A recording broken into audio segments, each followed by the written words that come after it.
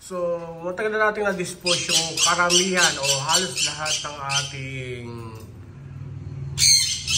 Alps. Pero nagtira ako ng isang pares na talagang magandang lahi. Opaline na breeder. Okay? So, wala lang. Para mayroon lang akong souvenir sa lahat ng mga laki ibon. Ayan, ano yan? Kumbaga latak yan. Kasi ano yan eh. Splay legs yan eh. Kaya nandiyan lang siya. Simula nung maliit siya, baby. Hanggang sa lumaki, splay legs na siya. Eh, walang tatanggap naman yan. Sinama ko lang.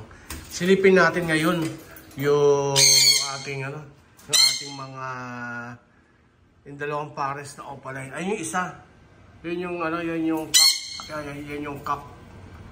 Yung orange ang ano eh. Yung orange ang silipin natin.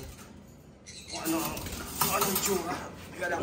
Silipin natin, ano. Silipin. Ayan yung ano. Ayan. Yan yung hen. Masipag yan. Masilip lang ha.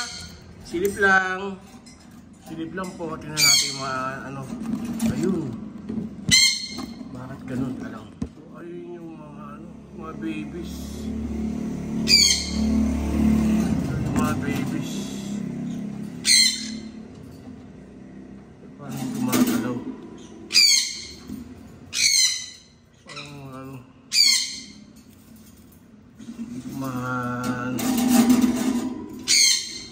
Ayan sila. Matagsan ito. Yung orange na yan. Yung babies nila. Ayun. Hi. Hello. So, 5 egg yung 3 na misana. So, sana maganda lahi, no? So, yan ang Alps natin. Sana mapisa pa yung 2. So, looks okay naman. So, looks healthy naman. Mga ilang days pa siguro yan. Mga 3 days, 4 days. Mga ganun. Kaya wala pang 7 days yan. Okay. So, yan yung ating ano.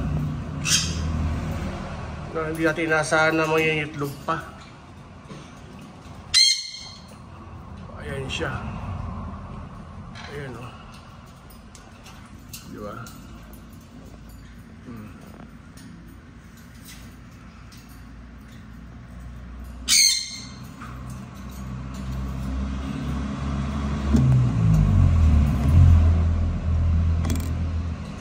Docs.